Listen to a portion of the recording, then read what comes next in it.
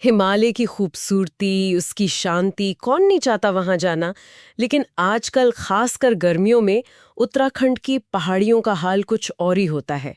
मीलों लंबी गाड़ियों की कतारें, बढ़ता शोर, प्रदूषण, उफ, ये सब उस खूबसूरत लेकिन नाजुक माहौल पर बहुत भारी पड़ रहा है।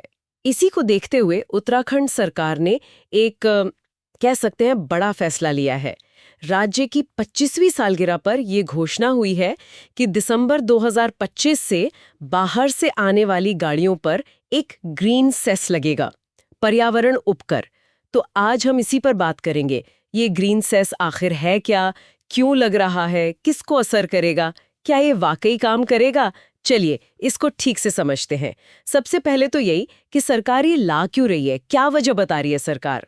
देखिए, सरकार का जो तर्क है वो ये है कि पहाड़ों की एक अपनी क्षमता होती है, जिसे हम अंग्रेजी में कैरिंग कैपेसिटी कहते हैं।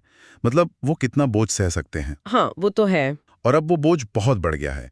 हर साल लाखों गाड़ियां उत्तराखंड आती हैं, खासकर टूरिस्ट सीजन में या फिर चारधाम यात्रा के टाइम पे। तो इससे होता क्या है?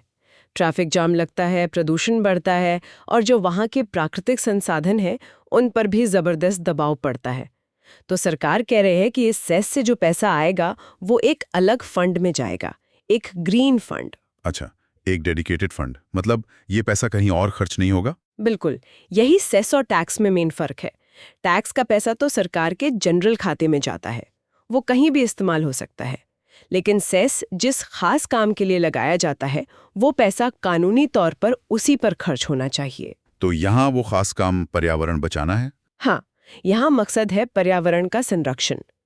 तो इस फंड का पैसा, मतलब जो प्रस्ताव है, वो ग्लेशियरों को बचाने, उनकी स्टडी करने, नदियों को साफ करने, जंगल लगाने, लैंडस्लाइड रोकने के उपाय करने, प्रदूषण कंट्रोल करने, इन्हीं सब कामों पर खर्च होगा। सुनने में तो ये काफी अच्छा लग रहा है, पर क्या इसका कोई संवैधानिक आधार भी है या ये बस एक सरकारी फैसला है? नहीं नहीं, इसका एक ठोस संवैधानिक आधार है। हमारे संविधान में राज्य के नीति निदेशक तत्व हैं, डायरेक्टिव प्रिंसिपल्स। उसमें आर्टिकल 48A साफ कहता है कि राज्य का यह कर्तव्य है कि वो पर्यावरण की रक्षा करे, उसे सुधारे और जंगलों और वन्य जीवों को बचाए। अच्छा, ये राज्य का कर्तव्य हुआ। हाँ, और सिर्फ राज्य का ही नहीं, संविधान में नागरिकों के लिए भी मौलिक कर्तव्य हैं, फंडामेंटल ड्यूटीज। उसमें आर्टिकल 51A(G) कहता है कि हर नागरिक का ये फर्ज है कि वो जंगल, झील, नदी, वन्यजीव, इन सब की रक्षा करे, पर्यावरण को सुधारे। तो ये सेस एक तरह से दोनों को जोड़ रहा है, राज्य के कर्तव्य को और नागरिक के कर्तव्य को। बिल्कुल, आप इसे ऐसे देख सकते हैं, ये दोनों संवैधानिक भावनाओं को एक साथ लाने की कोशिश है। ये तो काफी दिलचस्प बात है। तो मतलब इसे सिर्फ एक एंट्री फीस की तरह नहीं देखना चाहिए। बिल्कुल नहीं, इसे सिर्फ एक फीस समझना तो बहुत छोटा नजरिया होगा। ये असल में एक क्या कहते हैं, एनवायरमेंटल अकाउंटेबिलिटी मॉडल बनाने की कोशिश है। मतलब पर्यावरणीय जवाबदेही। अच्छा। इसका सिद्धांत ये है कि भाई अगर आप प्रकृति के संसाधनों का इस्तेमाल कर रहे हैं तो उसका पर्यावरण पर जो असर पड़ रहा है उसकी जिम्मेदारी भी लें, उसकी कीमत अदा करें। यहां पर यात्री या टूरिस्ट सिर्फ एक कंज्यूमर नहीं है, बल्कि वो प्रकृति का एक तरह से ट्रस्टी है, एक जिम्मेदार भागीदार है। ये भारत में एनवायरमेंटल गवर्नेंस यानी पर्यावरण को लेकर शासन चलाने के तरीके में एक अहम कदम हो सकता है। ठीक है, तो ये मॉडल लागू कैसे होगा, किन गाड़ियों पर लगेगा ये सेस और कितना लगेगा? जहां तक अभी पता चला है, प्रस्ताव ये है कि उत्तराखंड के बाहर रजिस्टर्ड हर तरह की गाड़ी पर ये लागू हो। Private car, taxi, tourist bus, commercial truck, सब। अच्छा, सब पर? धार्मिक यात्रा पर जाने वालों पर भी? हाँ, यहां तक कि चारधाम यात्रा जैसे धार्मिक मकसदों से जाने वाली गाड़ियों को भी इसके दायरे में रखने की बात है। और रेट, क्या सबके लिए रेट एक जैसा होगा या अलग-अलग? नए रेट अलग अलग रखने का ही प्लान है, और उसके पीछे भी एक लॉजिक है। सोच ये है कि जो गाड़ी पर्यावरण को ज्यादा नुकसान पहुंचाती है उससे ज्यादा सेस लिया जाए। जैसे कि? जैसे बड़ी गाड़ियां हैं, एसयूवी वगैरह, या डीजल से चलने वाली गाड़ियां, और भारी कमर्शियल ट्रक, इनसे ज्यादा चार्ज हो सकता है। सुनने में आया है कि ट्रकों पर शायद 700 रुपए तक भी। और जो आम प्राइवेट पेट्रोल कारें हैं उन पे शायद एक मीडियम रेट, मतलब 80 रुपए के आसपास। और जो पर्यावरण के लिए बेहतर गाड़ियां हैं, इलेक्ट्रिक या सीएनजी? हाँ, ये जरूरी पॉइंट है।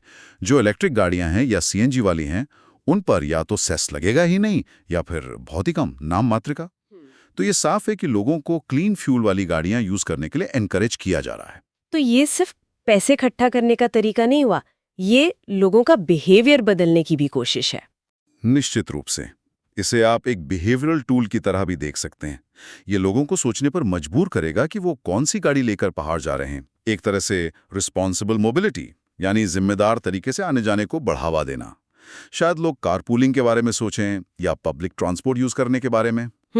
लेकिन इसका एक दूसरा पहलू भी है। उत्तराखंड की इकोनॉमी तो बहुत हद तक टूरिज्म पर निर्भर करती है।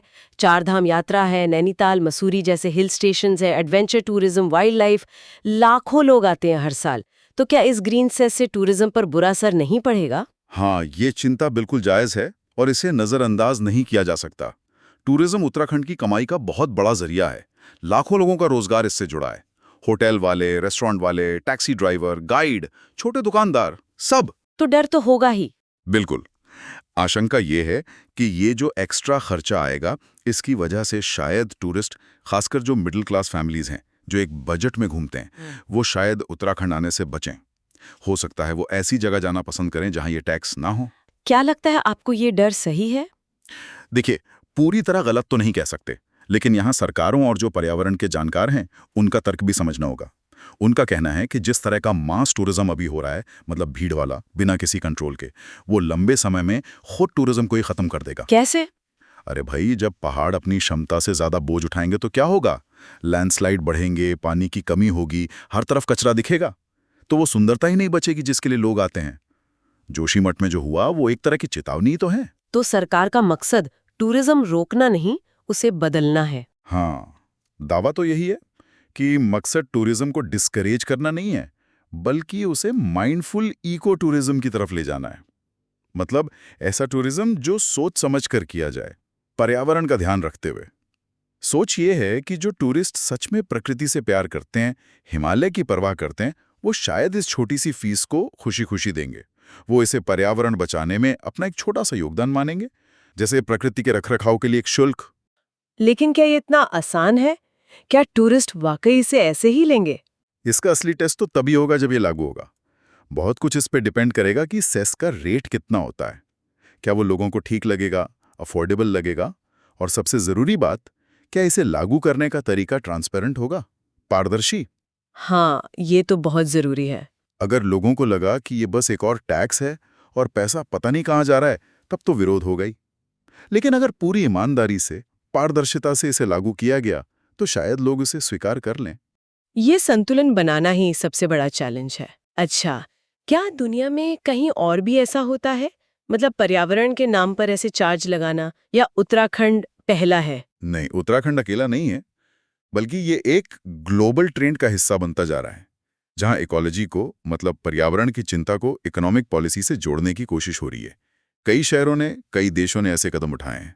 अच्छा, जैसे कि? कुछ उदाहरण हैं। बिल्कुल। एक बहुत फेमस उदाहरण है लंदन का कंजेशन चार्ज। अगर आपको लंदन के एकदम सेंट्रल एरिया में गाड़ी लेके जाना है, तो आपको एक फीस देनी पड़ती है। जब ये शुरू हुआ था, बहुत विरोध हुआ था। लोगों ने कहा कि बिजनेस ठप हो जाएगा। लेकिन हुआ क्या? ट्रैफिक जैम कम हुआ, हवा की क्वालिटी सुधरी। अब लोग इसे नॉर्मल मानते हैं। ये तो शहर का उदाहरण हुआ। और कहीं? सिंगापुर को देखिए, वहां तो गाड़ियों की संख्या को कंट्रोल करने के लिए बड़े सख्त नियम हैं। गाड़ी खरीदने से पहले एक महंगा सर्टिफिकेट ऑफ एंटाइटलमेंट लेना पड़ता है। अच्छा। मकसद यही है कि शहर में भीड़ कम रहे। इसी तरह यूरोप में, खासकर आल्प्स पहाड़ों वाले इलाकों में, कुछ खास सड़कों या टनल्स को यूज करने पर एनवायरनमेंट या मेंटेनेंस के नाम पर टोल लगता है। और टूरिज्म के लिहाज से कोई उदाहरण? हाँ, भूटान का मॉडल काफी चर्चा में रहता है। अच्छा। भूटान ने high value low impact tourism की पॉलिसी अपनाई है। वहां जाने वाले टूरिस्ट को हर दिन के हिसाब से एक सस्टेनेबल डेवलपमेंट फी देनी पड़ती है, जो काफी ज्यादा है। अच्छा। उनका मकसद है कि कम टूरिस्ट आए, लेकिन अच्छे आए, और जो पैसा आए वो पर्यावरण और लोकल लोगों पर खर्च हो। गैलापागोस आइलैंड्स जाने पर भी ऐसी ही फीस है। तो उत्तराखंड का ये कदम इन ग्लोबल उदाहरणों के साथ देखा जा सकता है। ये दिखाता है कि भाई हमारी जो प्राकृतिक धरोहर है, उसकी एक कीमत है, और उसे बचाने के लिए आर्थिक तरीके अपनाना अब दुनिया भर में एक्सेप्ट हो रहा है। ये सब जानने के बाद अब सबसे बड़े सवाल पर आते हैं। ठीक है, पर्यावरण बचाना है, उसके लिए पैसा भी चाहिए, लेकिन क्या ये ग्रीन सेस सिर्फ उत्तराखंड के लिए एक पॉलिसी है या ये भारत में एनवायरमेंटल अकाउंटेबिलिटी मतलब पर्यावरणीय जवाबदेही की तरफ एक बड़ा इशारा है? ये सवाल बहुत अहम है और इसके दो पहलू हो सकते हैं जो वक्त के साथ सामने आएंगे। पहली संभावना जो हम उम्मीद करते हैं वो ये है कि अगर ये ग्रीन सेस कामयाब होता है, मतलब पूरी पारदर्शिता के साथ लागू होता है, पैसा वाकई सही लेके खर्च होता है और उसके अच्छे नतीजे दिखते हैं, तो ये पूरे देश के लिए एक मिसाल बन सकता है। मिसाल? किस तरह की मिसाल? ये दिखाएगा कि आप इकोनॉमिक डेवलपमेंट और पर्यावरण संरक्षण में बैलेंस बना सकते हैं, सिर्फ बातें करके नहीं बल्कि ठोस आर्थिक कदम उठाकर। ये दूसरी राज्य सरकारों को भी एक रास्ता दिखाएगा कि वो अपने संवैधानिक कर्तव्य जैसे आर्टिकल 48A उन्हें सिर्फ कागज पर ना रखें बल्कि उन्हें जमीन पर उतारें। ये पॉल्यूटर पेज प्रिंसिपल यानी जो प्रदूषण करे वो भुगतान करे कि सिद्धांत को असलियत में लाएगा। हो सकता है दूसरे राज्य भी, खासकर हिमालयी राज्य या जहां इकोलॉजिकली सेंसिटिव इलाके हैं, वो भी ऐसे कदम उठाने के बारे में सोचें। और दूसरी संभावना क्या है जो शायद इतनी अच्छी ना हो? दूसरी संभावना जो एक खतरा है वो ये है कि अगर इसे लागू करने में पारदर्शिता नहीं रही, अगर फंड कैसे इस्तेमाल हो रहा है इसका साफ हिसाब किताब लोगों के सामने नहीं आया, या अगर रेट बहुत ज्यादा या गलत तरीके से लगा दिए गए, तो ये पूरी कोशिश सिर्फ एक और टैक्स वसूलने का तरीका बनकर रह जाएगी। तब लोगों का सरकार की नीयत से भरोसा उठ सकता है। वो इसे ग्रीन वॉशिंग कह सकते हैं, मतलब पर्यावरण के नाम पर सिर्फ दिखावा। और अगर ऐसा हुआ तो भविष्य में कोई भी सही पर्यावरणीय कदम उठाना भी मुश्किल हो जाएगा, क्योंकि लोग उस पर शक करेंगे। तो मतलब सारा खेल इसके सही तरीके से लागू होने पर टिका है। बिल्कुल, इम्प्लीमेंटेशन इसकी यही सबसे जरूरी है। ये सिर्फ एक पॉलिसी का फैसला नहीं है, ये गवर्नेंस का, शासन चलाने की क्षमता का टेस्ट है। क्या सरकारें पर्यावरण जैसे मुद्दे पर लोगों का भरोसा जीत सकती हैं? उनके सहयोग से आर्थिक अनुशासन ला सकती हैं? इस सवाल का जवाब सिर्फ उत्तराखंड के पर्यावरण का भविष्य नहीं, बल्कि शायद भारत में आगे पर्यावरण को लेकर कैसी नीतियां बनेंगी, हमारी पर्यावरणीय सोच किस दिशा में जाएगी, ये भी तय कर सकता है। तो कुल मिलाकर देखें तो उत्तराखंड का ये जो ग्रीन सेस का प्रस्ताव है, ये एक बहुत अहम और कह सकते हैं हिम्मत वाला कदम है। एक तरफ तो ये राज्य के नाजुक पर्यावरण को बचाने की एक गंभीर कोशिश दिखती है, ये दुनिया भर में जो हो रहा है और हमारे संविधान में जो कहा गया है उसके हिसाब से भी है। लेकिन दूसरी तरफ इसके आर्थिक असर और इसे लागू करने की चुनौतियां भी हैं जिन्हें हम अनदेखा नहीं कर सकते। पर यह पूरी बातचीत हमें एक बड़े सवाल पर सोचने को मजबूर करती है।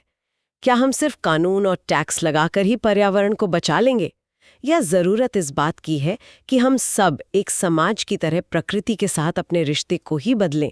क्या हम प्रकृति को सिर्फ इस्तेमाल करने की चीज ना मानकर उसके रक्षक बनने की जिम्मेदारी लेने को तैयार हैं? ये बदलाव शायद किसी सेस से कहीं ज्यादा गहरा और जरूरी है। इस पर सोचिएगा जरूर।